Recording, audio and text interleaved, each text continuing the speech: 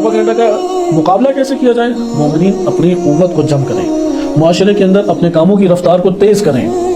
معاشرے کے اندر جب قوت اور کاموں کی رفتار تیز ہوگی یہ خود ہی ایک تعارف بن جاتا ہے۔ لیکن اگر ایک بندے کا مومنین بچاؤ ہی نہ کریں، دفاع ہی نہ کریں، اہل ایمان آگے سے دفاع نہ کریں، وإلا یہ پروپیگنڈا کیا حضرت نوح علیہ السلام کے خلاف ہوئے تو کامیابی کی دہانے کے اوپر پہنچتے ہیں پروپیگنڈا۔ حتی امیر المومنین علیہ السلام ان کے خلاف کتنے پروپیگنڈے ہوئے کہ شام کے لوگ جو ہیں وہ یہ سمجھتے تھے کہ علی علیہ السلام نعوذ باللہ نماز ہی نہیں پڑھتے۔ یہ تاریخ تبری کا واقعہ ہے، شیعہ کتابوں کے اندر نہیں وارد ہوا۔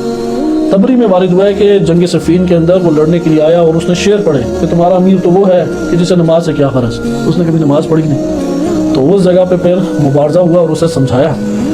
تو جناب ہاشم بن عتبہ کے ساتھ یہ واقعہ، انہوں نے پھر پوری دلائل پیش کیے اور وہ پھر منصرف ہوا جنگ صفین میں۔ خلاصہ کلام کہ ایک بڑا جرم اور ایک ناقابل معافی جرم کہ جس کا خمیازہ پورا معاشرہ بھگتتا ہے، اور وہ ہے پروپیگنڈا۔ سوال، اگر پروپیگنڈے کا شکار معاشرے کے افراد عوام الناس ہوتے ہیں، عوام الناس کا کوئی قصور ہے یا نہیں؟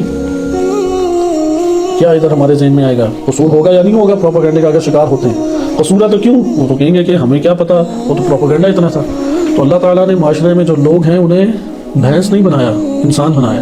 بھینس کے پاس عقل نہیں ہوتی، انسانوں کے پاس تو عقل ہوتی ہے نا۔ وہ دیکھ رہے ہیں نوح علیہ السلام کو اپنی زندگی میں، ان کی سیرت ہے، ان کا کردار ہے، ان کا گفتار ہے، مومنین کو وہ دیکھ رہے ہیں، ان کی پاکیزہ روش ہے، سب کچھ دیکھتے ہوئے بھی اگر وہ ان کے اوپر ایمان نہ لائیں تو ان کی تو پکڑ ہوگی۔ لہٰذا ملا چونکہ ان کا پیٹ اور ان کے اموال بھرے ہوتے ہیں، وہ ایک قوت رکھتے ہیں، قوت رکھنے کی وجہ سے